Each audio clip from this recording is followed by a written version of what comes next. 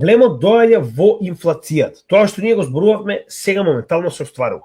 Ние зборуваме уште од моментот на почеток на војната и затворањето на Хормуз, дека оно што го гледаме моментално, а тоа се нормално цените на горивата, првенствено преку суровата нафта, а потоа преку нормално низините деривати, ќе се одразат екстремно на инфлацијата. Имаме скок во Америка од 2,4 на 3,3, тоа е 0,9, и 3,3 на 3,8, тоа е 0,5.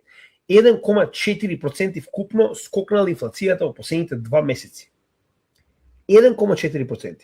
Хормуз и понатаму е затворен. И денеска во вториот дел ќе се осврнеме на делот колку од оние резерви кои што моментално беа пуштени од Комисијата за регулирање на енергенсите пазари, како и од Мурика, колку се пуштени на пазарот, и да видите дека уствари единствената причина поради која што цените се уште некаде околу $100 е тоа.